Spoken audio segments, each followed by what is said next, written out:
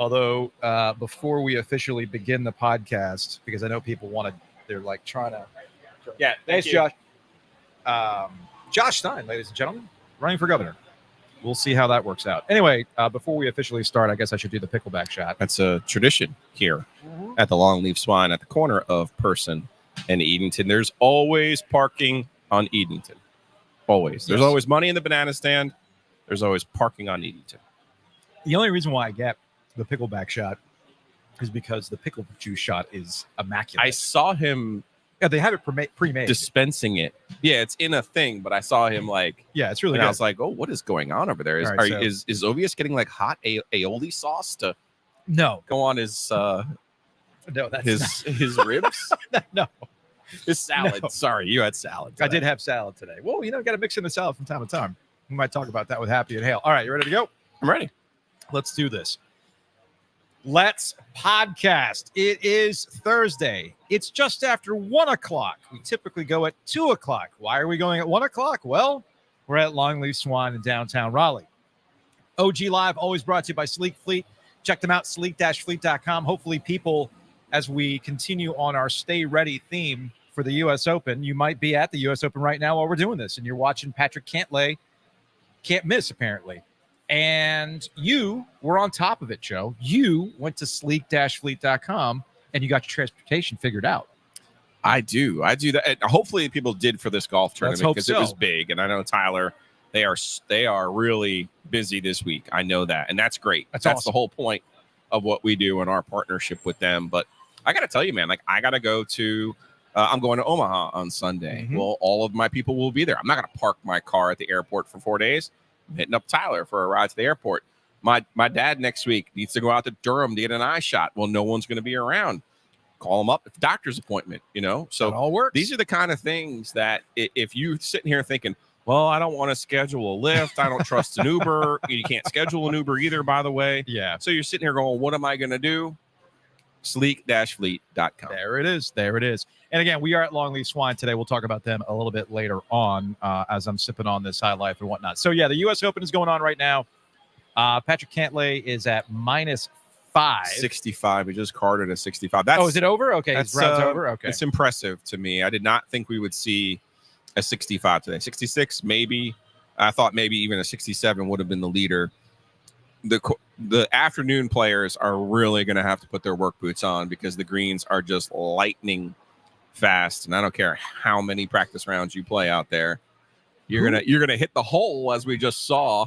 Yeah, Neil Shipley hit the hole, and it rolled off the back of the green. That's tough. That's who is starchy. Matthew Pavon? Yeah, Pavon. I don't know this guy. He's a French man. He's a guy who's been on the tour this year. Has played well this year. Played well out at Pebble Beach this year. All right. He's a good player. He was trying to pull a Marty Keimer with 2 eagles on his first 10 holes today. Thankfully, he has cooled off. I can't handle another lousy Pinehurst tournament after 05 and 14. Sure. I need something in my veins for this week. As much as I'm mad at everyone involved, I still want to see a spectacular tournament. And Tiger Woods sure as shit tried. Yeah, for the first 2 hours. Where is Tiger? Is he +3? Last time I checked, he's +4. Tiger Woods I didn't realize finished he was on +4. 9, which is AKA the Joe Ovies hole. Yeah, you pointed that out to me, and I had flashbacks to seeing that upside down cereal bowl. I was like, nope. I don't want to think about that. He shot a 74. He opened on the back and was 1 under through his first 6 holes today, which got people with the tinglies for Tiger. But obviously the front playing a little bit more difficult. He ended up with a 38 on the front, 74. But that will be squarely in line to make the cut, Joe. Okay. Phil Mickelson's probably not going to make the cut. +9, 79. No, lefty's toast. Who the hell is? Well, how did he do? What did he? Where was he? Oh, he was just over. Okay, 1 over. Okay. He missed. He started on the front. He missed his first putt of the day, and I said, "See you later." It's over. Because Phil is the definition of a confidence. He's got to see it in order to believe it. Out. And then Matteo Manacero.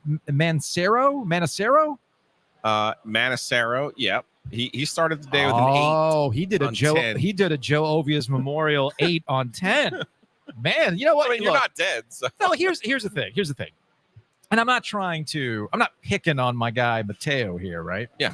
It's my just people. It's just that every so often when I see a professional golfer do something that I can do, it warms my heart a little bit. I'll be honest with you, 8's probably a pretty good score on that hole. But then again, I'm probably not hitting from where they were hitting. No, you're not. No. Okay. No. Well, there is that. Okay. Fair enough. I'm glad you recognize that. I am self-aware enough to know that what they're doing is not the same of what they are doing.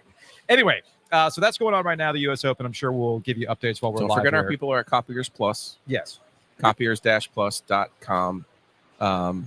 Our friend Jim Roberts was like, hey, maybe Giglio shouldn't be gambling as much and spending money on real yellow pads instead of doodling notes on the back of Easy Pass bills. I was like, Jim, it's actually a pretty good point. That's pretty solid. That's a valid point. Noted. Yeah, well, yeah, okay. Noted on that. Noted on that one. So last night, we get the Stanley Cup Finals that continue tonight between Florida and Edmonton. Last night, it looks like the NBA Finals is a wrap. Yep. A lot of folks are calling this one a snoozer, and I think the Boston Celtics have ultimately made it a snoozer. When I was driving downtown today and getting the equipment and setting things up here at Longleaf, I was listening to Bomani Jones with Howard Bryant. Howard Bryant is a Boston guy. Okay. I'm a huge fan of Howard Bryant. I've read a few of his books. He's absolutely fantastic. But at his heart, he is a Boston sports fan. Mm-hmm. Celtics guy, right? And he pointed something out that I thought was interesting, that, as he put it, he goes, I don't know what happened when Kyrie was in Boston and what happened in that locker room. All I know is that there came a point where Jaylen Brown and Jason Tatum have decided Kyrie is not going to beat us straight up. And I think last night, if I have the stat correctly, marks the 14th win in a row the Celtics have had against Kyrie Irving. That's a couple of different teams, a couple of different stops, a couple of different iterations of Kyrie. But if you're unfamiliar, Boston was the team that he ended up with after he had requested a trade from Cleveland. Mm-hmm. Ends up in Boston, and he kind of saw himself as finally being the Jedi Master, with Tatum and Brown, the young players, being his Padawans. And obviously something went horribly wrong there, because he didn't barely even lasted a year with Boston. And he kind of threw his hands up and tried to pull his hair out over, I can't hit these kids, Joe. The kids these days. Well, the kids these days are all grown up. 31 last night from Tatum, 30 for Brown. There was no Kristaps Porzingis. The Celtics did not need him.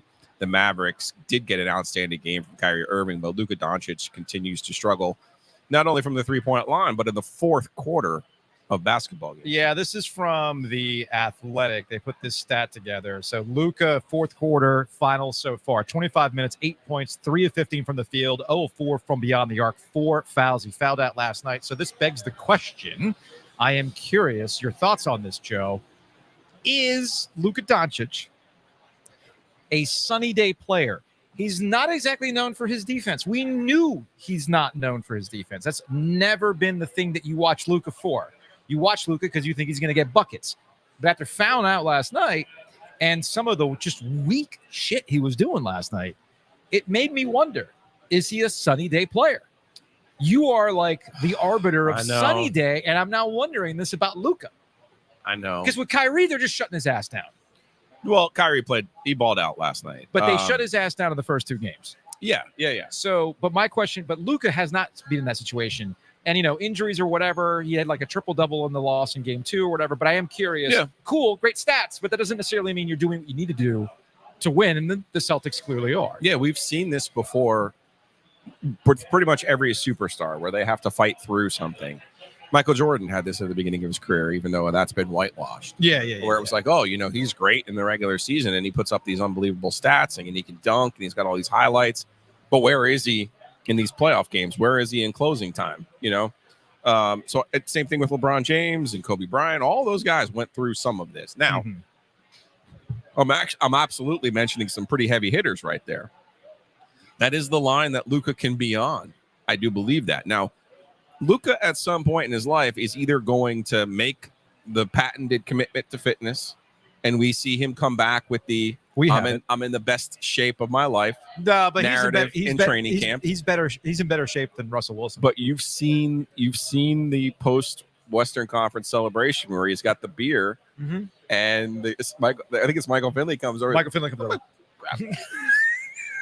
We're not done yet, sir. No, buddy. Not done yet. So no, we're not doing that. No, I mean, he's obviously has an otherworldly talent. He was the definition of a phenom playing professional basketball at 16 years old. But now, how do you get better? These are the questions these guys have to ask themselves. How do you get better? And Anthony Edwards tells a great story about Steve Kerr. Yeah. In the draft workouts, where Anthony Edwards, when coming out of Georgia and Golden State had the second pick, he said Steve Kerr told him, like, you got to work a lot harder. Like, is that it? Is that what you have? Right. And he was like, what do you mean? I'm like, I'm working really hard. He goes, no. You need to come in and watch what Steph does. You need to come in and watch what KD does. He's like, you're not working at the level that is required for you to take another step. And I think that's what Luka needs to do this offseason. They might win game 4. If they don't, they don't. No, I think they're getting swept. They don't have it. But it's over. And now he needs to reevaluate, like, hey, what do I need to do?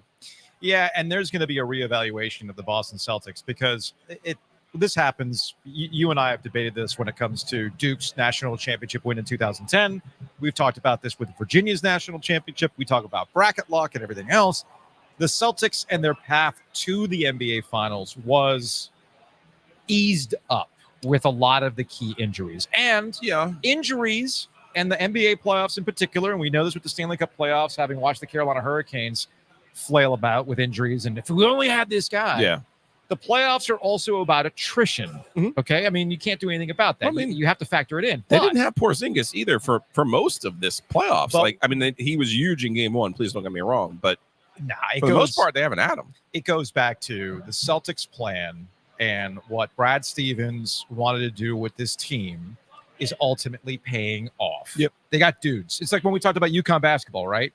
It's like, okay, when we talked about Carolina and UConn, it was, RJ Davis, cool. And Armando Bacot. And Elliot Cadeau's nice. UConn comes at you at waves. Is once this guy's on the bench, well, they brought this other guy in. And I feel like that's been going on with the Boston Celtics, and things have paid off with the way they built their team. And that depth, that system has been better. And they've stopped the dynamic duo of Kyrie and Luka Doncic in the NBA Finals. There's no real need to overthink this. Was their path to the finals a little easier because of key injuries along the way? Yes, but that has nothing to do with what I'm seeing in the finals so far. No. And it has nothing to do with what we saw in the regular season. I was going to say where the Celtics dominated. They were the best team during the regular season. That was with a healthy Kristaps Porzingis. We saw in game 1 what difference Kristaps Porzingis could make. I think they were fortunate not to play Denver in the finals. It's a completely different matchup for them. But as you love to tell me about 2019, it's not Virginia's fault that Zion Williamson didn't show up in Indianapolis. It's not Virginia's fault that Gonzaga did not show up in Indianapolis. It was actually Coach K's fault, not Zion's fault. Well, think about what that Final Four could have been. Who should have had the bucket at the end of that Elite Eight game? Think about who should have had the ball at the end of that game. Yeah, obviously Zion. But you think about what that Final Four could have been and what it was. Could have been. So maybe we will see Celtics Nuggets. Maybe we'll finally get that. Maybe. We'll see next year. Maybe that'll be the case. Again, we're at Longleaf Swine today. If you're watching live on YouTube, we appreciate that. Hit the likes, hit the subscribe, leave some comments. It all helps with the algorithm, so we appreciate that. Housekeeping is brought to you by Enovana. Check them out online at enovana.com. Green Cleaning Solutions, ENOVANA.com. I don't have the thing on me today, so, mess inside your mansion, trash in your cabana. Mess inside your mansion or trash in your cabana. Get it green, clean with Enovana. Now the dog. We got the podcast festival coming up on August 24th at the Rialto. Shutdown Fullcast is going to be in the house. We got the Hand of the Dirt podcast. Obviously, we are going to be there. We moved some more units yesterday. Love it. Tickets are moving fast, Joe, and it's all brought to you by Breeze Through. Check them out, breezethrough.com. Save gas. Get the app.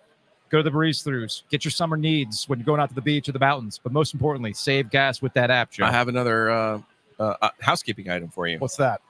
The OG Summer Jam or Summer Bash? How would you like to call it? I like Summer Jam.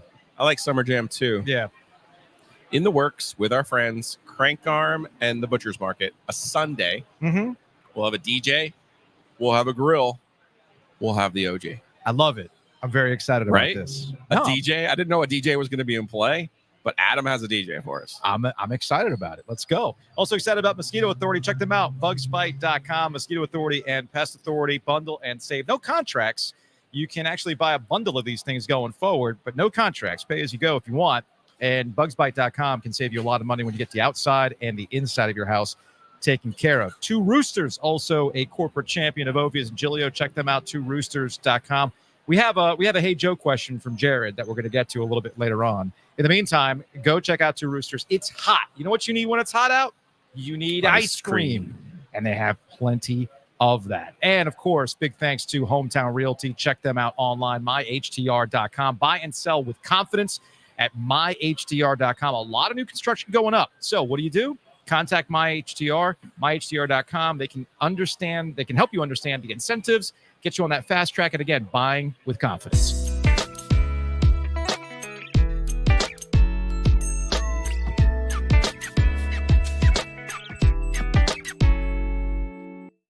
Joining us on the Heister Automotive Group hotline from Barstool, he is Ben Mintz, a.k.a. Mincy. Ben, what's going on, man? Doing good, man. Thank y'all for having me in the Barstool office in Chicago, but just really excited about what's going to go on in Omaha, Nebraska, starting tomorrow at 1 p.m. And, I feel like I'm not an NC State alum, but y'all are 100% team I'm in on, and I'm so excited to see what happens on Saturday at 1 p.m. And, just can't wait for it to start. So I'm curious about that. Demetri, how did this happen? Yeah, so Demetri Ravanos, he did, there's a Meet the Better series of Bear Sports Media going on. I know you were most recently featured.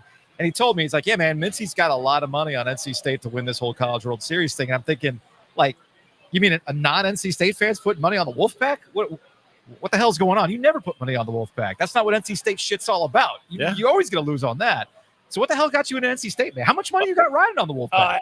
I think it's a new day with this 2024 y'all are having, making the women's Final Four in the College World Series. I mean, yes, that's fair. That's fair. I don't really know anybody that's ever done that. So it seems like the Wolfpack are on a big life heater right now. But my thoughts on it, like, I follow the college baseball gambling pretty close. And obviously we all saw what happened 3 years ago in 2021 when they got totally screwed by the COVID deal when they were in the Final Four.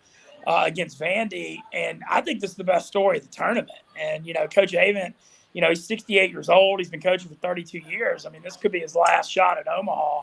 And before the tournament, I actually placed this bet right when NC State swept Wake Forest the last weekend of the regular season, because this is a team that, was kind of mediocre into early April, but, man, caught fire. Won 2 out of 3 at Virginia, won series against UNC and Clemson, and then swept Wake. And baseball is about getting hot. And, when I look at what this NC State, they don't necessarily have any first-round picks on this roster, but they got 3 really good bullpen arms. They got 3 solid starters. And the thing I love about them is the way whoever their hitting coach is deserves a raise, because this team's approach at the plate, they don't strike out. They get the ball and play a ton. They spray line drives everywhere. And I think that plays really well in Omaha, because Omaha, it's hard to hit home runs. I mean, you look at college baseball, balls that are home runs all year don't even make the warning track in Omaha. The wind's blowing in. It's a huge part. And, I saw what they did 3 years ago. Obviously, this is a different team, but I love a good vengeance comeback story. And they got a lot of momentum. And, the ACC, that's 4 teams in Omaha, so clearly they're coming out of an elite conference. And, I think I look at their bracket with Kentucky, who's very good but never been to Omaha, so that's a big moment for them. A Texas A&M team with Braden Montgomery out, broke his ankle, they're All-American, and Florida, last team in the tournament. I think it's a wide-open bracket. I think it's the easier side of the bracket than the Tennessee, Florida State, Carolina side. So, I'm crossing my fingers, but I took them 35-1 then, and it's a very significant amount for me. So I'm all about the Wolfpack here. You're dropping a lot of knowledge there, Mincy, and I appreciate it. But how deep are you? Like, are you already worried that Carolina is going to be on the other side waiting for them in that best-of-3 championship series? Man, I ain't worried about no championship. It's one game at a time. Okay. All right. I feel like if they make the championship, I've got enough money on NC State where I could probably do a little hedge and make some profit. Hedge. All right. I think the big thing is they got momentum. They're a plus 120 underdog against Kentucky, but I feel like it's a game that could go either way. And if they can stay in the winner's bracket like they did 3 years ago, the key is winning that first game and not having to crawl out of that loser's bracket. But I saw it with Ole Miss in 2022, man. Baseball is not necessarily about having the most, even though Ole Miss was talented, it's about getting hot at the right time. Throwing darts. Yep. It's a complete mystery. It is. They're and I'm telling you, NC State's lava hot right now. They are. So you're not a believer in the SEC superiority. You mentioned Mississippi State winning this thing. I look at Mississippi State, Ole Miss. Georgia has won this thing. Florida has won this thing. LSU last year. I just feel like the whole thing goes through SEC. Now, as an NC State guy, I would say to you, note that Carolina's on the side with all of the ACC teams and State's on the side with the SEC teams because, of course, State has to have the tougher road. See, I disagree with you. I think the tougher road's definitely the other bracket. I think Florida State with Jamie Arnold, their ace pitcher, could beat Tennessee in game 1 because he's the best pitcher left in this tournament. Carolina, ACC champs. Tennessee, 50-something wins, SEC regular season, SEC tournament champ. Tennessee's the best team in this field. Yeah. I don't even think it's close. So I actually like their side. I know Kentucky's the 2 seed, but they've still never been here before, and they got off to a 14-1 start in SEC, not necessarily a strong late. And then A&M has a lot of injuries, and Florida is red hot. They're the last, they're 28-27 regular season. They got the last bid, but they're certainly talented. But I think NC State's got the easier road. I really do. Mincy, did you ride with the Wolves during basketball to the Final Four? I took them in that Elite 8 game. Okay. Against Duke. I had them +7. I was taking them a decent bit in the tournament. I didn't take them in the Marquette game. Whatever. I didn't have them against Texas Tech. I had them in their second game, though. I forgot. They beat Oakland in overtime. Okay, I didn't actually I did. But I took them in that Elite 8. But we've got a guy in our office, Sean Quigley, who's one of our top graphics guy at Barstool. He's a diehard NC State Wolfpack. Great dude. And so it's fun supporting him with him. I was gonna say, man, it ain't for soft people. So, you jumped on for that 21 heartbreak, and you're still here. So that's a good start. I am slightly worried about you, though, that you're not concerned about Carolina being the team waiting. That's the advantage. The next level of your NC State fandom. I was gonna say, start worrying about the heels. Yeah, for Mincy, that's the advantage of not being in the triangles, that it's not there all the time. So you don't have to worry about those types of things. Well, my thing is just, if they get to play Carolina, it's in the national championship. So cross that bridge and you get there. Like I said, I think the whole key to this winning this first game against Kentucky. Kentucky's got a pitcher in Trey Poozer. He's a transfer from Charleston. Throws like a 94, 95 mile an hour fastball, but it sinks, and he's really, really tough, and that's who they're going to be facing. But I do think the NC State model, like I said, I just love the way they spray line drives and make contact. Because we live in this day and age of everybody walking or hitting homers, and I don't think that plays well in Omaha because of how that park is so hard to hit it out. I do need one favor from you, Mincy. You got a little bit bigger platform than we do, and the youths are into you people. Jackson Lucas is a freshman pitcher at NC State. If you give him a shout out on the socials, he would love that. Okay. Right. Is he a reliever? He is one of their relievers. Yeah, freshman kid. He's had an interesting year. He lost his pops at the beginning of the year to ALS. So he's had a tough freshman year, but he's been in there. He won the first game against Carolina when he came in relief, and it was his first college win. So he's gone through a lot this year, and he's just really ecstatic to be out at Omaha with NC State. And I know he would love if you gave him a little bit of love. So I got a question. I was really surprised. So I went to Omaha in 2021. NC State had a big fan turnout. Y'all hearing a lot of fans are going? I don't know. They might have blown out the budget with the Phoenix trip for the Final Four. Tough, that stretched them out. And it's not like Joe's going. I'm going Sunday. Yeah, Giglio's going Sunday, flying through Kansas City and then driving out to Omaha.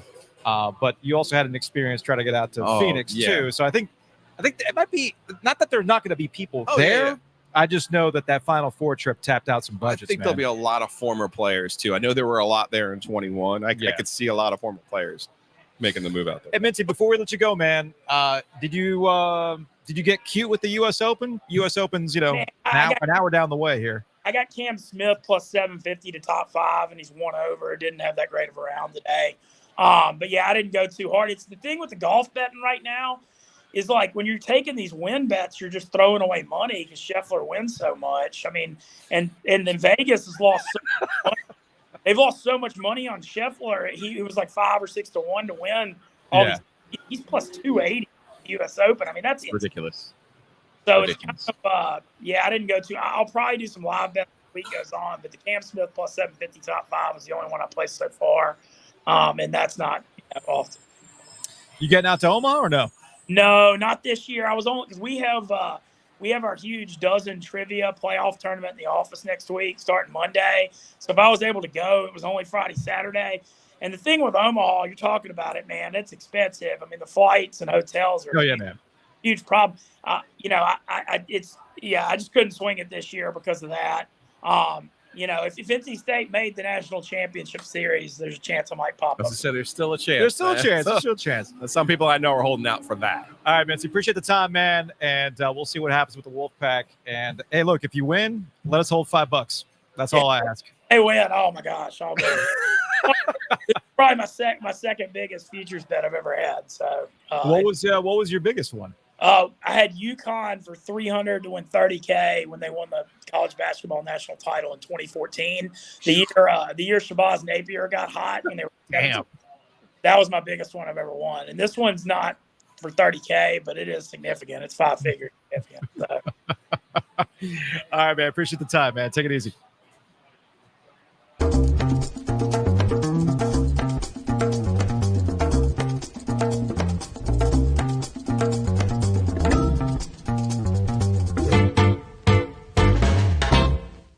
Felt like we talked a lot of gambling there, but we can continue talking about sports wagering with our friends at DraftKings. Check them out. Download the app today. DraftKings Sportsbook. Use that promo code OG24. You bet $5 as a new customer, you'll get $150 in bonus bets. Those bonus bets come in handy for those kind of futures. Those futures, it's a no sweat. Get your money back. Yeah, man.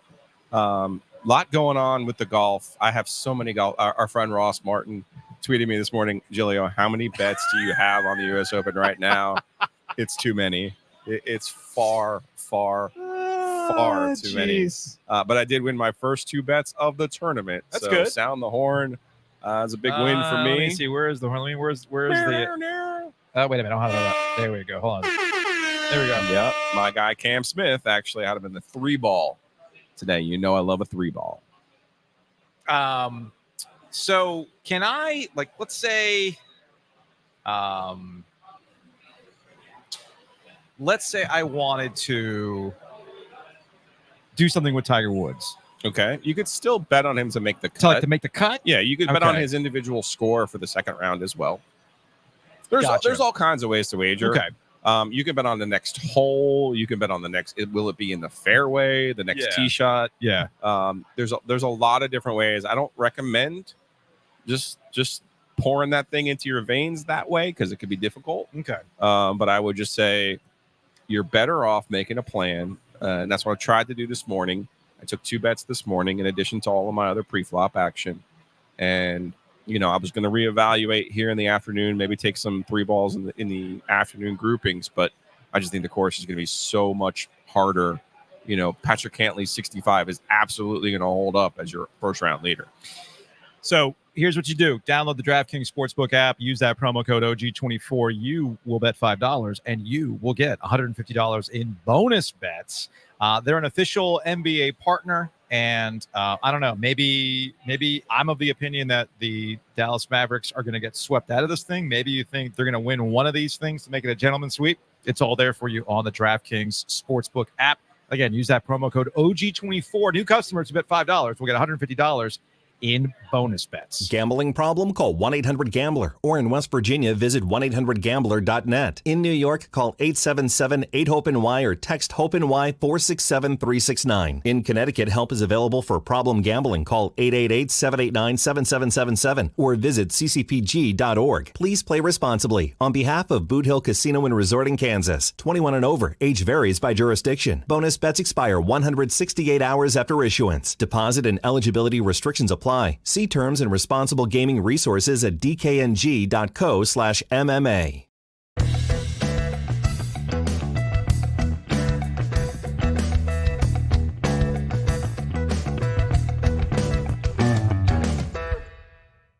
Big thanks to Nature's Relief for being a corporate champion. I was using the CBD, CBN, and some other CBs in there.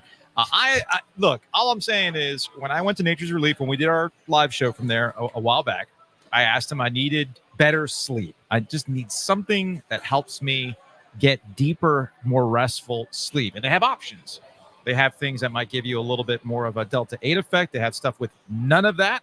That just chills you out. I went with the version that just chills you out, and I've been sleeping great. And I have my G-Shock to prove it. Sometimes you just need a chiller. I got my G-Shock to prove it because it does the sleep tracking on that thing. So if you've got questions, that's really what it's all about when it comes to these products. There's a lot of questions that you have. You might feel a little bit intimidated. Nature's Relief Hemp Store is the answer. They've got the answers. They can help you out with what you're looking for, including something just like a sessionable drink, right? At some point, I'm going to try that Keef Cola that you brought into the studio. That's 10 millis. That's next live show. It's got a little bite to it. The next live show next Thursday. Well, you're going to be you'll be here, but when I'm back from my trip, and Lauren Brownlow is going to be hanging out with us. Good. Which, by the way, happy birthday to Lauren Brownlow. That Brownlow lady. That Brownlow lady would 28. She probably want 20. I thought she was 26. 26. Yeah, I thought she was 26. Why are you aging her? That. Why do I have to be the jerk? I'm the one who ages people. That's Shout out to Leanne. Shout out to Leanne. Anyway, we'll never forgive you. Anyway, I think that Keef Solo, Brownlow and I will we're going to split that one when you're gone, and we do the live show in a couple of weeks. So go to naturesreliefhempstore.com. That's RELEAF hempstore.com. Big thanks to Happy and Hale. It's funny, I had a salad while we were here at Longleaf. You know, I'm talking about Nature's Relief, right? We're talking about making sure that you are doing things that you have the answers to, things that can help you out, eating better, all that kind of stuff. Well, Happy and Hale is part of that. Happy and Hale has incredible smoothies, great salads, and the app is awesome. So all you got to do is go to Happy and Hale, download that app, put in your birthday. Free salad on your birthday? You get a free bowl for your birthday. Yeah. You get a free smoothie when you download the app and sign up for an account. The smoothies are excellent. Cannot recommend them enough. So check out Happy and Hale location. North Hills, you've got one off of Six Forks, one in Durham as well. And when the Canes are back, my guess is you'll be able to go check them out in the upcoming season as well. So again, big thanks to Happy and Hale for being a corporate champion. As I'm watching the U.S. Open, I'm seeing the gallery, and I'm seeing a lot of Stay Ready All-Stars. I'm guessing there's a lot of rowback out there as well. You've got the rowback on right now, Joe. I do. This is the hot route. Everybody loves the hot route. Yes, this is the pullover. Oh, okay. Super comfortable. No, their hoodies are great, man. Their hoodies are absolutely great. So it's rowback, RHO back.com. OG20 is your code. Save 20% on that initial order. And once you get the hoodie, then you're going to get a golf shirt. It's the most comfortable golf shirt I've ever worn. Sizing wise, I get an XL in the golf shirts. I know some people ask, like, do they run small? Do they run big? I think they run to the right size. And I use the hoodies as a double X because I like them a little bit looser.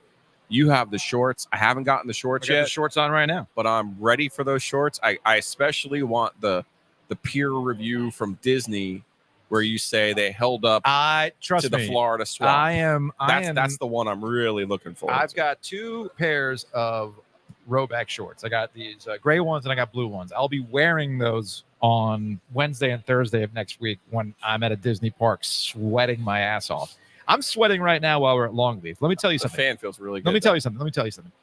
This 1996 USA basketball. Is that what that is? Yeah, it's an Atlanta Olympics tie-dye shirt. Oh gosh. It's atrocious, but I love it. Yeah, that's not moisture wicking, sir. I'm sweating. It's 100% cotton. It feels good. I don't know what you're talking about.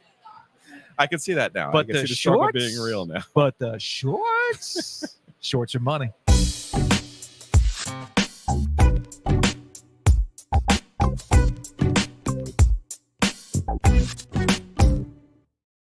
All right, let's get to the business of college sports because it's actually like a low-key newsy day. We've been joking. Wait. We got a lot to get into. Thank you. Got a lot to cover today, man. Thank you. So here's the thing. I want your thoughts on this because I have thoughts that might not go over well, but it is what it is, especially with the Florida State and Clemson contingent. Oh, that news. Okay. So hold on a second. Okay. So ESPN announced their ACC SEC challenge for basketball on Tuesday, December 3rd. We got your usual suspects. Let's see. What do we got here? Wake Forest, Texas A&M. I see Kentucky at Clemson. That's going to be an interesting one, to say the least. And then on Wednesday, December 4th, Auburn's going to be at Duke. Texas will be at NC State, Joe. Okay. This is the challenge. This is the challenge. No Rick Barnes, no Shaka Smart. I'm kind of upset that this is the time you got Texas at NC State. Shaka Khan. Not happening. And then, of course, they already took out Shaka, so I understand. And sure enough, we got Alabama coming to North Carolina. Okay. That's going to be an interesting game. And these are all home. I don't know if I'm going to be at Duke, at NC State, at North Carolina on a Wednesday, December 4th. We get all of them at home? All at home. Ooh, that means next year we're boned, but okay. Yeah, it means, that's the case. But I'm trying to make sure that we can get to all three of them that day, or at least I'll attempt to get to all three of them that day. You will, yeah. I'll attempt it. I'll go see Kevin. Fair enough. So I'm going to try to get to all three of them on that day. No, so I see this SEC, ACC basketball challenge. We've been joking about the College Baseball, World Series being an ACC, SEC challenge. Look, man, to be fair, we said at the beginning of the NCAA tournament, this was going to be the ACC, SEC challenge. So only now are others catching up. And then this past football season, I mean, if I remember my record correctly, ACC won more games against the SEC than and they lost. Okay, I just want to make sure that I read all this right. But that doesn't really matter, Joe, because Georgia won the national championship in football. Oh no, wait. They didn't. No. Well, no, it doesn't really matter because in basketball, Tennessee or Kentucky, they won the national. Wait, no, they didn't. No. So I don't know. Yeah, I don't know. So I'm noticing a trend here that all this money that the SEC has. Well, surely it means more. It means more. It means they have a competitive edge against you. How can we compete? How can we compete with this SEC juggernaut and all the money, Joe? I will say I do believe that they have an edge, and I think you have to be a little bit smarter than them. But that's possible. That's exactly that is possible it. Now, just because you're not making as much money doesn't mean you can't build a better mousetrap. That doesn't mean that you have all the money in the world. You're going to have competitive football teams. I'm looking directly at Texas, who is one of the richest athletic departments in all the country, and they were just now getting out of the wilderness following the Mac Brown National Championship. I would love a better number on Texas because I'm super fascinated to see what happens their first year in the SEC. I'm not trying to be naive here. I'm not trying to be obtuse. But what I am telling you is that clearly there is a competitiveness between the ACC and the SEC. And while the SEC dominates headlines, on the actual field, while they dominate on the headlines, they dominate in terms of financials, on the actual playing field, on the court, you're seeing it's a lot more competitive than people would lead you to believe. Which then gets me to look directly at Florida State and Clemson and say, what is your problem?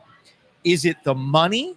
Or in the case of Clemson football, is it a coach that refuses to adapt to where college football is going today?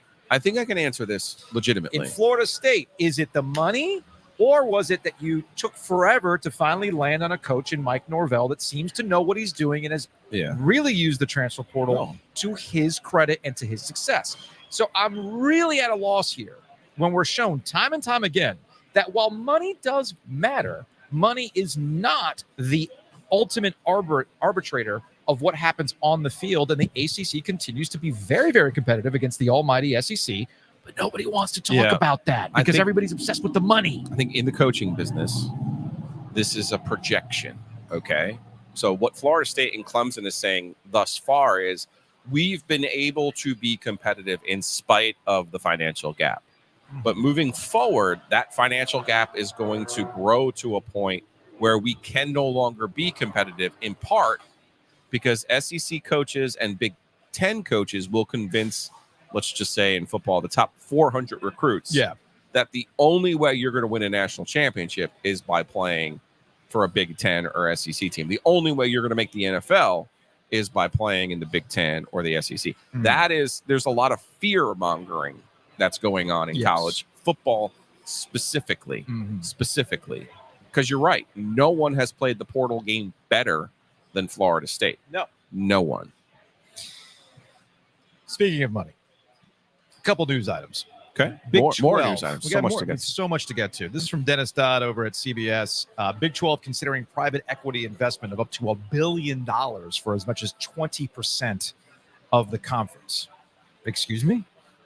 This is a little bit different than the Florida State one, the Drew Weatherford private capital that was looking for a percentage of your growth.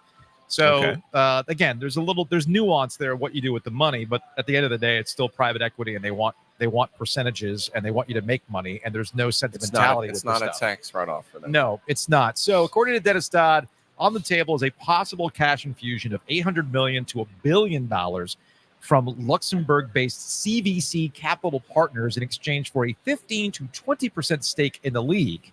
A portion of the money would go directly to the 16 conference members, and the partnership would give the conference access to CVC's investment services and clients. CVC is a global private equity giant that manages over $200 billion in investments worldwide. According to its website, the firm made a presentation to the league at a recent Big 12 spring meeting in Dallas. While one source described the talks as pretty serious, many league presidents need further convincing. Persons who spoke with CBS Sports preferred to remain anonymous due to the sensitive nature of the discussions.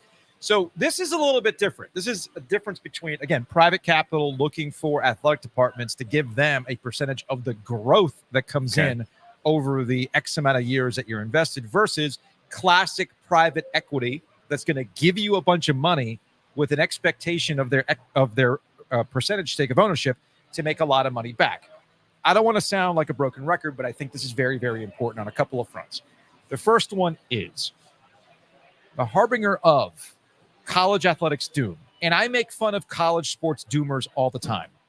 College sports doom it's a genre in and of itself. And yet college sports continues to thrive.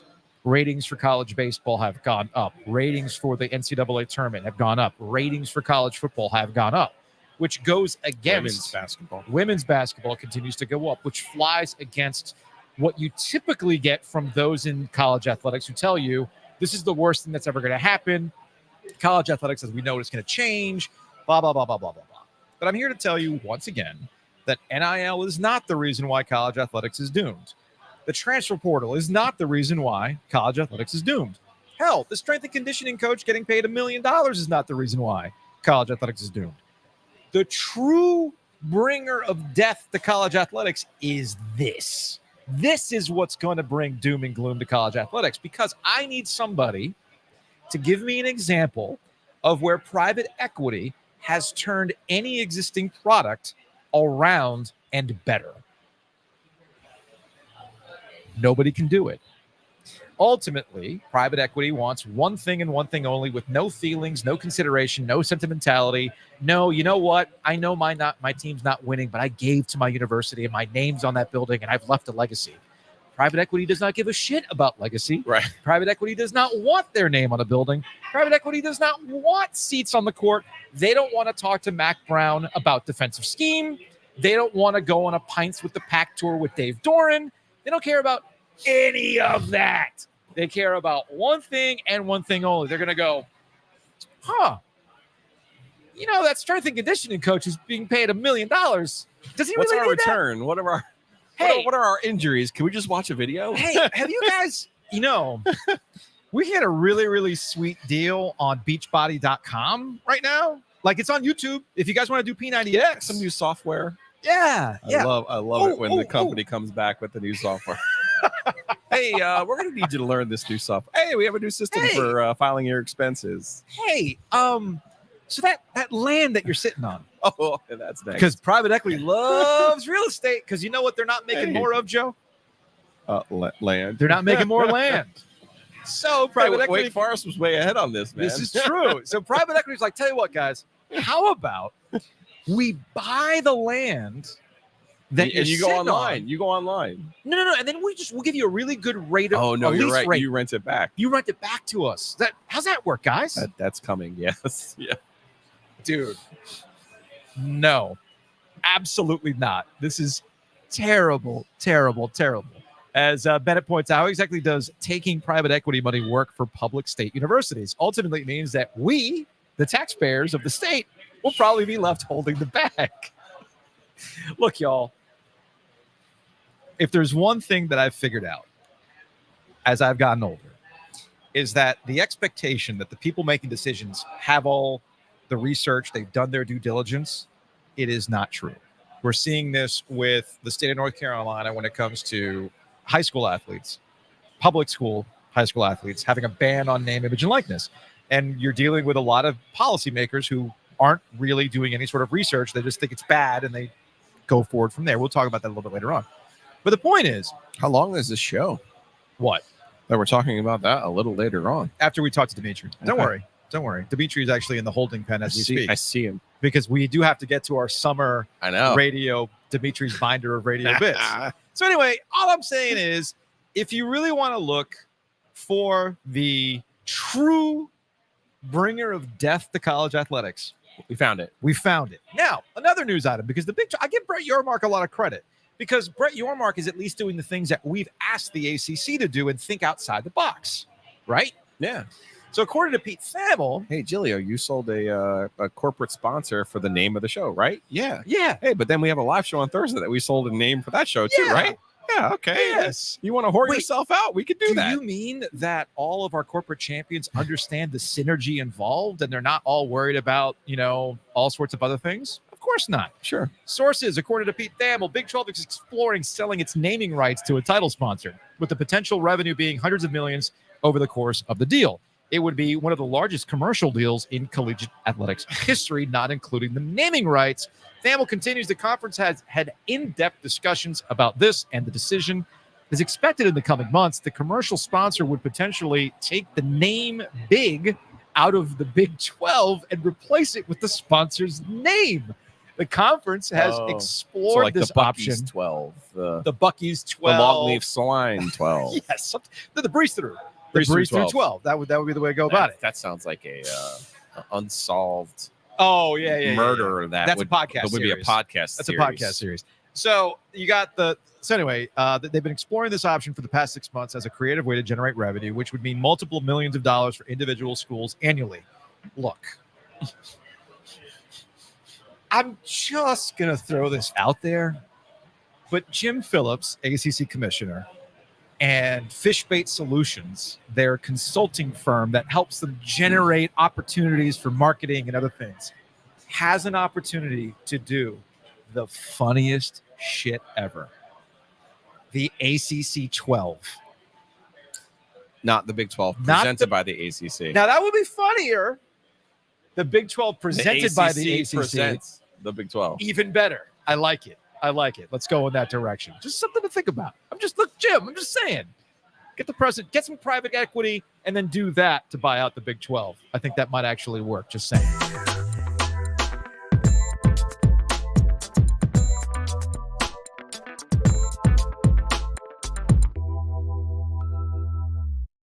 Oh no, Joe's seizing up. He's old and he's busted and he's seized up here. In the meantime, go to thebutchersmarkets.com. How about the Butcher's 12? You can get 12 kinds of cuts of meat a year. You do the Steak of the Month Club. They got all the different states now in the Big 12 too. I think the possibilities are endless. Possibilities are truly endless. Go to thebutchersmarkets.com and go get your grilling needs there. Our locations across the triangle. They got 2 out in Wilmington. We appreciate them being corporate champions. And they will champions. be an official sponsor of, you said OG Summer Jam, right? Summer Jam. Yeah, let's do it. That's what we want to call it? Yeah. OG Summer Jam? Yeah. Perfect. Who's the DJ? Do we know who the DJ is? I don't know who the DJ is. Is it Chris Burns over at Crank Arm? Over at Hot Fly? Maybe. I don't know. Crank Arm's in charge of the DJ. All right. Adam's got it. Maybe Adam's the DJ. Could be. Maybe that's the case. I'd love to see that. Big thanks to Matt Davis, State Farm, InsureGarner.com, TheOGInsurance.com. Give them a call, 919-779-8277. You can save on your home and auto. And Matt Davis is the person to contact. Because, again, that's an actual number, a 919, that will be picked up by an actual person. Yeah, talk to a real person. Figure out how you can save money. Maybe Fishbait Solutions should give Matt a call. I know he'd be more than willing to help. 919-779-8277. Also, big thanks to Whitaker and Hamer. Check them out, wh.lawyer. While Giglio is in Omaha, you understand if they go into South Dakota, there is no speed limit in South Dakota, no federal speed limit in South Dakota. Did I finally find my You might have found your spot, but that also means that you would find a way to get a ticket. Yeah. And Whitaker and Hamer can help you with that, Joe. Yeah. So contact them, wh.lawyer. Again, that's wh.lawyer.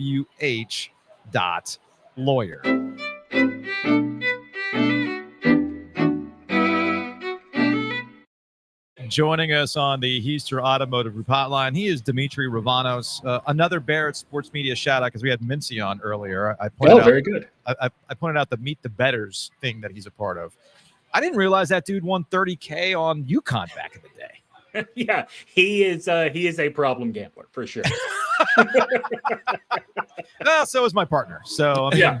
I'd never cash a 30K ticket. I can tell you that. No, absolutely not. I think the most I cashed was like $350, and that's what I bought this watch with. Anyway, that was your 5 plus 500 Canes bet. I think that was the Live Canes line. bet on the live line, and that's what I bought the watch with. Tickets are moving fast, Demetri. Podcast Festival brought to you by Breeze Through. Almost gone. Listen, I don't want to brag, but since the last time I was on here, we have moved 14 more tickets. So little by little, we are chipping away, baby. Look, it seats about 450 at the Rialto. I want to say we're like 175 away from a sellout. Something like that. Okay. Maybe even less because we have to take out the corporate tickets. So we're pretty damn close at this. Oh, that's right. I forgot we had comps for the corporate champions. That's right. I forgot about that. So yeah, we might be close to a sellout. So folks, get on it now and start planning accordingly. I just, by the way, posted to the Sports Podcast Festival's Instagram page. We are happy to step up for the Big 12 and be the hero that Iowa State needs. The Podcast Festival 12. That's right. The Podcast Festival presented by Breeze Through 12. Presented by Breeze Through 12. Yeah, I think that might be the move. I was actually talking to neighbor Rick yesterday, and he says, "So what's like the format?" And I'm like, "Man, you're asking the wrong guy. That's a Demetri question." But I'm like, my understanding is, Joe and I will try to do about 30, 45 minutes. There's going to be a break for people to buy merch. You will have access to it. It could be like what Carolina wants to do with their new building. I heard. Like this hat, if you give us a donation, we strongly the hat's consider free. Hat's free. But we I would strongly encourage a donation to OG Media. Yeah. Yeah. Maybe Even that might be access to. Yeah, I'll just leave it access. at that. Anyway, They're promotional items, IRS, who They I are just paid this week. right. They're promotional items. But no, we're gonna have opportunities for people to hang out and mingle, buy merch, and things like that, right? In between. Absolutely. In fact, I am talking with a couple of our merch folks today about how we're going to make that all possible. Very exciting. Very exciting. All right, Demetri, we bring you on Thursdays while we do Sleek Fleet OG Live. It is the middle of summer. Yes, the U.S. Open is going on right now. Yes, the NBA Finals are a snoozer. We've got hockey tonight. But no. You cannot get by in the content game just doing straight sports talk. We need a bit. So let's That's right. to Demetri's binder of summer radio bits. What do we got? Oh, I'm mad at Joe, by the way. I don't know if you caught yesterday's show, but because he's going to be going to Omaha, it's about an 8-hour drive to Mount Rushmore. I want him to do a Mount Rushmore from Mount Rushmore. And there's plenty of opportunity, Joe, to give us the Mount Rushmore of things I saw on my way to Mount Rushmore.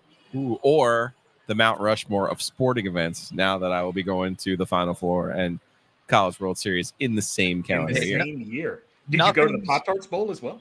Oh, no, you didn't go to the Pop-Tarts. Now, look, nothing's ever going to top. Dave doesn't try in bowl games. Nothing will ever top my Mount Rushmore of topics. You can tell your favorite radio host has no interest in doing a show today.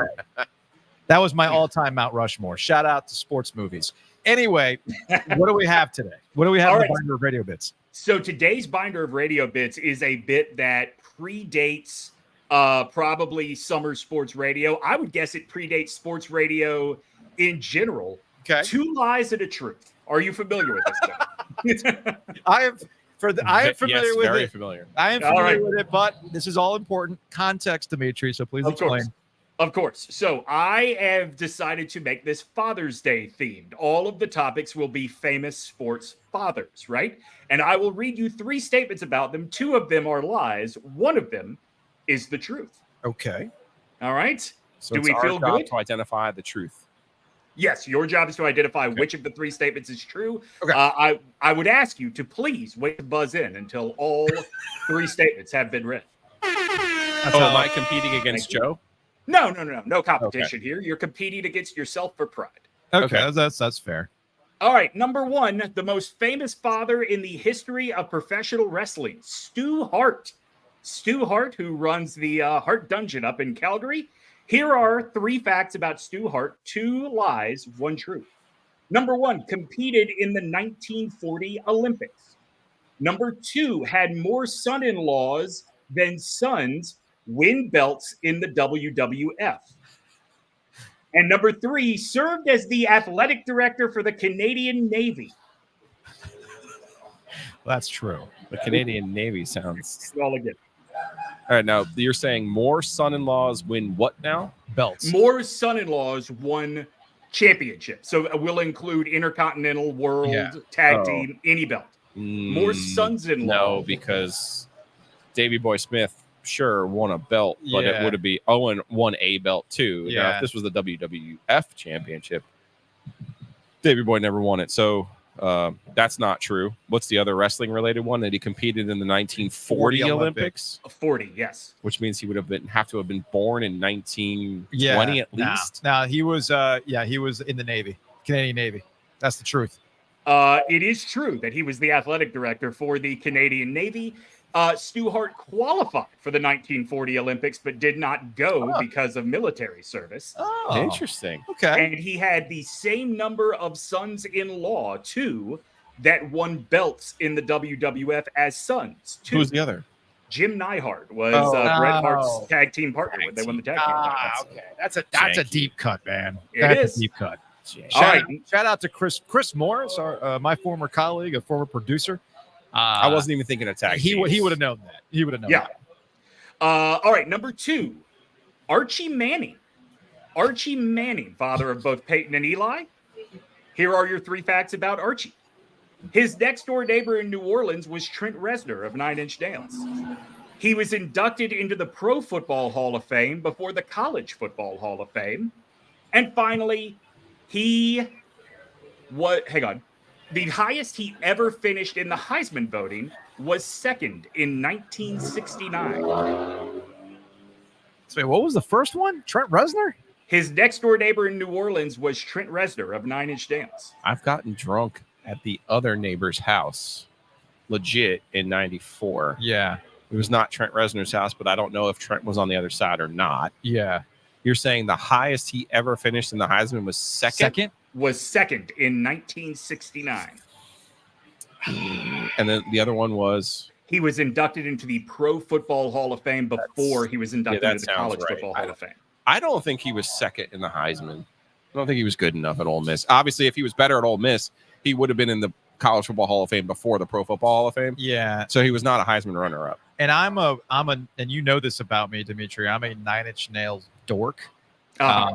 And I would probably let Trent Reznor spoon me.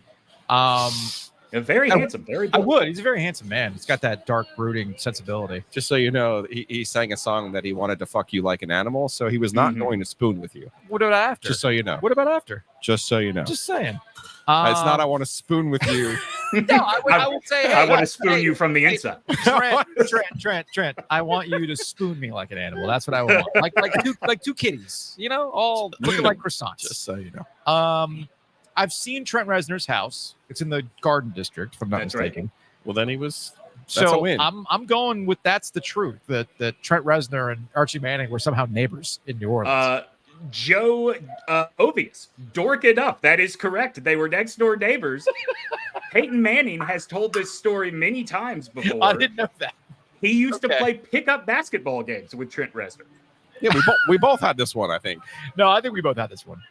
Did you? I thought you said that you've partied. Said he went in Pro Football Hall of Fame before. I was saying if he went into the Pro Football Hall of Fame before college, he couldn't have been the Heisman runner. Either way. So Paul wants to know whose house was Giglio getting drunk at in 1994? You've told the story before, I have. Right? I was at Mardi Gras when I was 18. Back then, you could drink legally in the bars in New Orleans at 18. Yeah. So I had my New Jersey driver's license. I was so proud of myself. You talk about all-time Giglio moments. Walking in, Vince McMahon, slapping the Jersey driver's license. Born in 75, sir. Yep. Jeez. So my friends, they had a place. Their friends had a place in the Garden District. That was the place where I got super drunk and I fell asleep on the couch. And everyone was like, "Look at the Yankee, he can't hang." And yeah. So the postscript to that one was once we woke up, we snuck next door. And next door, they were like, oh, one more house is Manning's house. And I'm like, I don't think I'm going to get there because I'm already pretty drunk, people. I'm not going to be barging into the Manning compound. From James on the YouTube comments, and James would know these things. There were no Olympics in 1940 or 1944. What was going on then? I don't know. There was something. I think Tiger Woods was the runner-up in the U.S. Open. I think so. I think you know what? I'm sure the Panthers will learn about it when they go across the sea. And maybe I'll find out about it on Threads next week. Anyway, what do we got? What do we got next? Number 3. Oh, everybody's favorite sports father, LeVar Ball. This would have been very topical 4 years ago. Oh, absolutely, man. All right, here are your 3 facts about LeVar Ball. Yeah. Number 1, did not play any college football despite playing 2 professional seasons. Now, granted, on practice squads. Yeah, practice squads. Number 2, had a reality show that briefly aired on E! And number 3, once claimed that President Donald Trump, important for the timing here, once claimed that President Donald Trump was trying to, quote, ride my family's coattails to fame. Aren't those all true? They are not all true. No, he's trying to bullshit us on the other one. Say it again. The reality show wasn't on E. It wasn't on E, though. I think he's trying to pull a fast one. That wasn't on E. I don't know. Those all sound real to me. They do all sound real. They all sound real to me. But I believe the first one where he did not play any collegiate ball, but he ended up on the practice squad, most famously the Carolina Panthers. Carolina Panthers, yes, and the New York Jets. That's right. Giglio, is that what you're sticking with? That makes sense. No, I think you tried to pull a fast one on us with the reality show and what channel it was on. So your guess is that what is true? So which one are you saying is true? I'm going practice squad. No, I'm saying the reality show is not true. That's not true. Because he's saying the specific channel. Yeah, Donald. But the question is, which one is true? Yeah, which one's true? Which one's true? I'm torn between the practice squad one and the Donald Trump one, man. I feel like I looked up the practice squad one time. Trump seems a little bit too ridiculous. But that's what would make it true.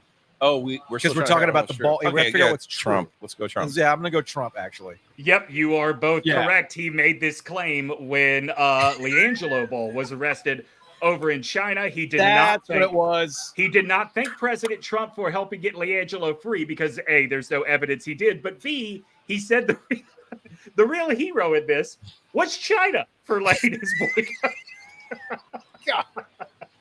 Look, he had shoes to make. All time. What channel was the reality show on? A little channel called Facebook. Okay, now listen. Oh, that's this right. Is some but all-time. I will say this: it was the same company that created the Kardashians and Real World that created this reality show. Yeah. Was this our last question about dads? No, you've got 2 more. I was gonna say that's some all-time SAT problem solving right there. That you got like, hey, he's saying like you gotta like, oh no. Mm-hmm. See, if that was the first question, I would have been like, oh yeah, he was definitely on a reality show. Yeah, you gotta use but logic. The further you go, the harder the questions get, and you gotta realize Demetri is the maestro of radio bits. That's right. And he is the master bit of radio bits. So you have to think a little. You gotta be a step ahead. Gotta get on it. Yep. Gotta get on it. All right. What's the other one? We got 2 more. Soon will be the most famous basketball dad in just a couple of weeks when we have the NBA draft. LeBron James is our next one. Yeah. Here are your 3 facts. Was a high school All-American tight end. Made $30 million when Apple purchased Beats by Dre. And finally has an ownership stake in 3 European soccer clubs. The truth? The Apple one's true. The Apple one is true. He was an all-state tight end, and he has an ownership stake in 2 European. Oh, I thought it was one. I thought it was one. But no, I do know about that Beats one. Hey, man, sometimes you get in on the ground floor, some of that stuff, you're going to cash out. You know, since we're here in Raleigh, shout out to Cliffy B. That dude made a shit ton of money. When the guy who made Gears of War, he worked at Epic Games. He invested early in Oculus, the VR headset. And when Meta bought it, that dude, he's good. Like, I think he wrote a memoir. He's just chilling now. So should I invest in the promotional merchandise that we provided as a company? We should. Just in case. Giglio, let me tell you about a brand new property called the Sports Podcast Festival that could be blowing up. Brought to you by the Big 12. Brought to you by Breester. That's right. Ed Breester. That's right. All right, last one. All right, last one. Racing's most famous dad, Dale Earnhardt Sr. Here they are. Okay. Number 1, was named NASCAR's most popular driver more than any other driver in history. Number 2, used to race the number 2 car before the number 3. And number 3 was supposed to star with the Looney Tunes in a follow-up to Space Jam, unfortunately titled Race Jam. That sounds preposterous. I believe that was the summer of 2020. So, damn. Was that the mixed minus on the truck, by the way? No, it was not the mixed minus. Okay. We'll get to that in a second, actually, because Demetri would enjoy this part of the conversation. Shit. Those all sound ridiculous to me. It's not Race Jam. But I also don't think he was number 2. I know he had a different number, but I don't think it was number 2. I think he was always no, he wasn't the number 2 because that was Rusty for the longest time. I thought he had a double-digit number before he was number 3. So what was the first one again? The first one was that he was named NASCAR's most popular driver more than any other driver in history. Yeah, I think that's the one. That's the truth. Ooh, no, wait, Bill Elliott. No, get the hell out of here. No, Awesome Bill from Dawsonville. Awesome Bill from Dawsonville was always like a fan favorite, man. He won that thing all the time. No. But no, I'm going to go with that one, number 1. All right, Giglio, is that what you're going with as well? The truth? The truth. Yes, the truth. Yeah, I think that's the truth, that he's been voted. Yeah, I mean, Please people tell me it's like not Race Jam. people like tattoo his face on their ass. Yeah. Like, yeah. Yeah. All right. Well, Dale Earnhardt has been named the most popular driver in NASCAR more than any other one in history, but that is Dale Jr. Race Jam was a real project that was set to star the Looney Tunes and Jeff Gordon. And okay, I can see that. Listen, there were a lot of numbers before he permanently settled into number 3. These are not in order that he had the numbers. These are in order of the numbers. They were 2, 8, 15, 19, 30, 77, 96, and 98. I don't even know what I was thinking of. But okay. Nice. Okay. There you go. 2 truths and a lie. I enjoyed that. That was a good Demetri's binder of radio bits right there. Listen, there is a reason that bit has stood the test of time. It really has. That's a good one, man. That's a good one. So Joe went to, before we say goodbye, Joe went to the Justin Timberlake show yesterday at PNC, and I guess tickets were like super cheap. I think they got down to like $55. No, I got them when they came out. Oh, okay. Jamie Giglio actually got him. Okay. I mean, we're a few years removed from the height of the JT powers when the 2020 experience showed up. I think I'm still paying for that on the credit card. Ooh, boy, that was an expensive one. Yeah, listen, we just shelled out for Olivia Rodrigo in DC, and one of my kids will not be going to college. Hey, you gotta make cuts sometimes. That's a rough one, man. That's a rough one. So Joe was, before we got started here at Longleaf, Joe was talking to me about, he's like, yeah, man, the sound for Justin. Well, Justin was dealing with 2 issues. One, people just want him to play the hits. So if he's playing something off the new album that is a dud, just a straight dud, that people are like, nah, man, that's not what I want. I'm going to go get a drink or whatever it is. Just a bad vibe, right? But then you said the sound at PNC was bad. His sound, I thought, was off. Yeah. So I said to my sister, Jamie, I go, his mix minus is way off. Because I can hear the drummer. I can hear the backup singers. I can hear just about everybody on the stage, but I can't hear him. Unless Justin Timberlake was trying to take a live phone call while he was on stage, Mix Minus had nothing to do with the bad EQ. She didn't know.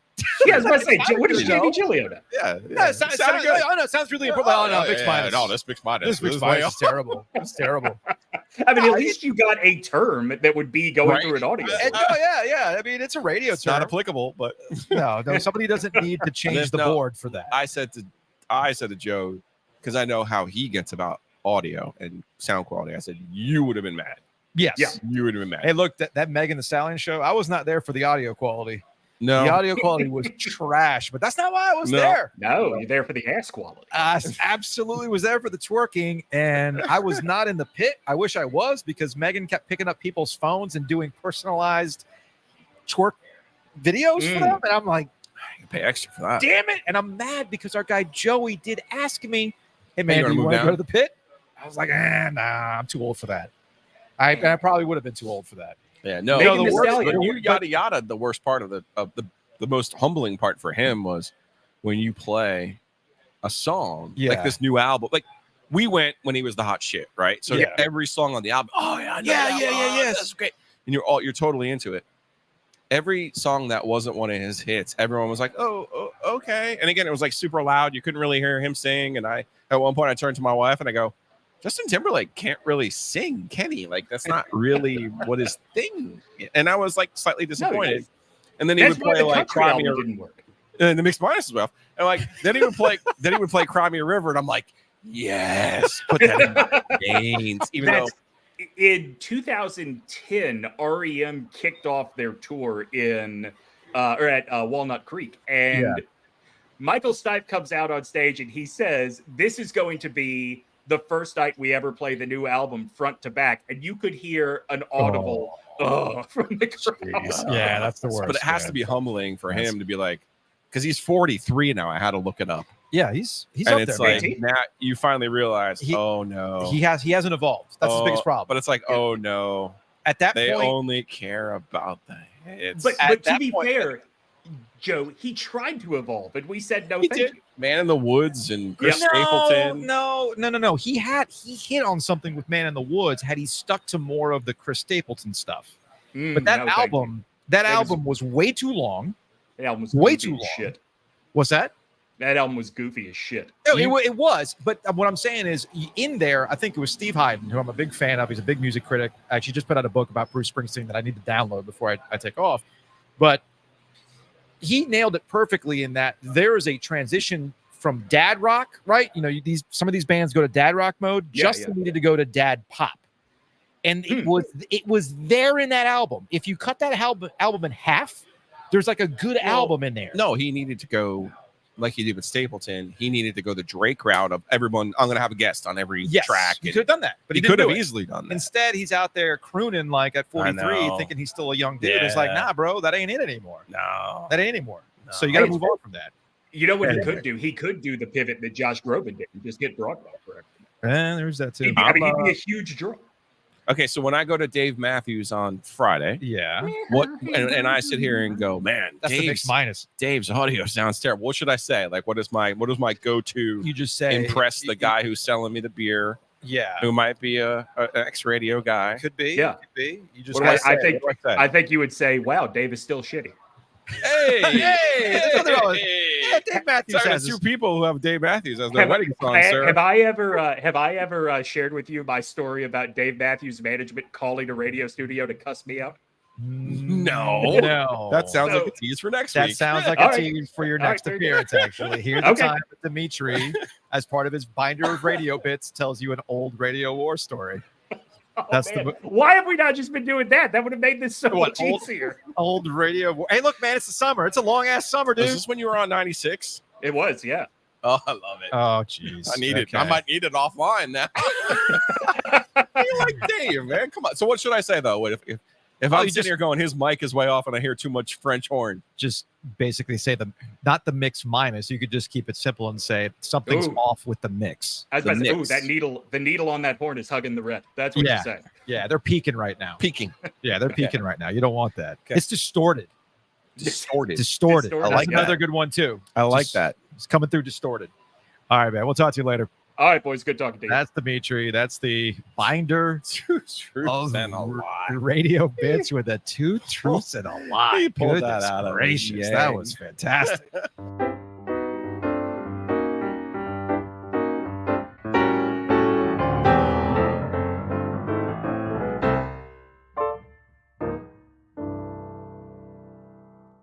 Let's get out of here on some Hey Joe. It's brought to you by Crank On Brewing. Check them out, crankonbrewing.com. We've got the Summer Jam. The OG Summer Jam. It's going to be a Sunday. Yes. It'll probably be in July, I'm going to say. Okay. To be safe. Okay. And we will have Crank Arm beer, obviously. We'll be at the Crank Arm on West Davie. We'll have the Butcher's Market. You'll like this, Joe, for tax purposes and other zoning purposes. Mm-hmm. We will have promotional items and foodstuffs from the Butcher's Market that will not be for sale. Rather, will be served gratis as promotional items for our corporate champion. And there will be a DJ. Okay. I'm excited. You like it when I have meetings without you. I did. Wait, how did the meeting? Where are we? Where's my meeting? Are we having a meeting? No, I had one without you. Oh, okay. You had a meeting without me. That's fantastic. So there you go. Big thanks to Crank On Brewing. From Nathaniel, nothing better than eating Happy and Hail while watching the OG live. No, you need corporate synergy. I tried to go a little bit healthier today because I had the Timberlake concert last night. By the way, shouts to PNC for putting transfusions on the menu. Oh boy. You want to get $20 out of my pocket right quick. That's the way to do it. That's Sir. fair. That's fair. That's fair. From Juan, thoughts on Gary Hahn's replacement? Interesting, not going in-house or at least state affiliated. Yes. It was announced today that Matt Chazanow was named as the Wolfpack Director of Broadcasting, and he'll serve as the play-by-play announcer for football and men's basketball. I think he's coming over from Washington State. My radio sources tell me that Wolfpack fans will like Chazanow. Very energetic, really happy to be here. He's been wanting to get here. It's a job that he's kind of identified. Understand state fans. I thought I saw that he was at High Point originally where he began his career. Yeah. And also, my understanding is, I didn't see it in the release, but my understanding is that Tony Haynes is going to stay on as the analyst. And y'all know how I feel about Tony Haynes. I think he's the best in the business, one of the best in the business. So I think Wolfpack fans will be happy with that. I know that Andrew Sanders, who's been doing duties for women's college basketball, for I think baseball as well. I think he was in the running, but I guess Learfield, who ultimately makes these decisions, Learfield is the one who's the partner for NC State. Obviously, Boo Corrigan and the athletic department has to sign off on it, but Learfield's very, very high on this guy, so they're going to go with him. And I would be remiss if I didn't bring up the fact, as we're talking about radio people, play-by-play, to send condolences to Bob Harris and the family. Bob Harris passed away yesterday. I know Bob had been dealing with, pardon me, but I know it was some form of dementia or Alzheimer's that he had been battling. That's something that has affected my family. My grandfather had Alzheimer's. My godmother had dementia. Obviously, we know with our conversations with other people who've dealt with this. That's tough to see. That's tough to hear. But Bob Harris passed away yesterday. We were super lucky to not only have Wes Durham and Bob Harris. I mean, we were blessed. Yeah. Woody Durham and Bob Harris. We were blessed. Yes. And you talk about two guys who truly loved their schools respectively. And you talk about two guys who amplified that rivalry in a way where they were from the same town. They were super cordial with each other. If you ever saw them at one of the North Carolina Hall of Fame events, you would know this. And it really was the way the rivalry should be. And they were instrumental in that. Yes, you have to have success, but you also have people who not only understand that success, but understand the other side and tell your story in a way that your fan base can then get behind it and get into their own arguments with Carolina fans, the way that Bob and Woody would do when you would see them at those Hall of Fame events. They were so great. Bob was truly a one of one. He was. I mean, a lot of people can care about Duke basketball, right? It's easy, right? Look, easy to podcast on a Monday. Did you know Bob cared so much about Duke football, man? He did so many games. No, he had a consecutive. I forgot what the stat was. I have to go back and look it up. But starting in 1976, all the way until he retired, I think it was in 2016. He did every Duke football game. And he had a passion for it. It was not something he just checked off. No, it was a passion. Look, that was great. So we were super lucky to have those two guys. And obviously this year with Gary Hahn retiring as well, we've had a good run here. Yes. Of radio personalities for our sports teams. And I welcome our new Chazanow, our new Chaz. I think is what Boo called him in the release. So it'll be fun. And the new guys are all doing such a great job too. So looking forward to it. Oh, no. Like what Jones Angel's been able to do at Carolina, carry that. He's done a fantastic job. That's another guy who absolutely eats, breathes, sleeps Carolina. And he's done it's a classic case of a guy working his way up, because remember Jones started, as an analyst and worked his way up and did all the jobs and all that stuff, worked with Woody, and obviously elevated to play-by-play. And you've got Shoemate as well, who does a good job over at Duke. So these are all things that I think with the new group of people, you're gonna hear them for a while. I think that's ultimately the point, is that because I think NC State's only had like 4 play-by-play guys in its history. It's kind of like a Pittsburgh Steelers coach. They get one, they stick around. That's just the way it works. So that'll be continued. All right, from Davis on the YouTube comments, since we have an ACC SEC challenge in basketball and now in the College World Series, when are we going to get one in football? They schedule each other. Yeah, and who knows? It's maybe when not official. Maybe when the ACC becomes the relegated portion of the SEC. This was one of my ideas to save college football was the opening weekend of the season, keeping it open. Yeah, so that we could have a challenge, and instead of scheduling Georgia 5 years out or 8 years out like NC State did, let's do it like basketball. Let's figure out, hey, who's supposed to be? Oh, Florida State, you're supposed to be good this year. All right, you open with Georgia. NC State, you're right behind them. Okay, you get you get Tennessee. It might work out that way, right? So, and lastly, from our guy Steve Giglio, you said that the ACC SEC challenge, but you also said the ACC was going to lose to every SEC team they faced getting to the College World Series. I did say that. I was ecstatic when NC State beat Georgia. I thought it was huge for Carolina to beat LSU in the regional round. I did not think they would win that regional round. And now we'll see. I don't like the balance of this thing out in Omaha. I didn't realize Carolina was playing Virginia. And Mincy if I'm there, yeah, for Carolina, Virginia, you might have to call WH. You might have to go to WH.lawyer and just get a retainer so that I don't do something stupid when Carolina and Virginia play. That's going to wrap it up for today's show. Jared over at Two Roosters will have to wait to get his Hey Joe question answered because it's a very, very layered conversation about high schools and NIL and all that stuff. In the interim, just go over down Person Street. Probably will when I leave here. Coffee, cookie dough. That's what it's all about. All right, folks, that's going to wrap it up. Nothing but well wishes to Giglio as he tries to get out to Omaha for the College World Series. He will be. How many Jello shots? What's the over under? How many are you going to buy? Is that a business expense? That will be a business expense. That's a business expense. The OG right? Media. If it goes on a board, is it like where you go to Dairy Queen and you get the balloon? Well, they're not going to give. No, they're not going to put OG on the board. Oh, okay. It's just going to be like Mark. No, you could be like, I bought this one. But okay. that's not how it's going to work. Anyway, that's going to wrap it up. Big thanks to Longleaf for hanging out with us and supporting us and us out here. Shout out to the people who were here earlier and said hello and everything else.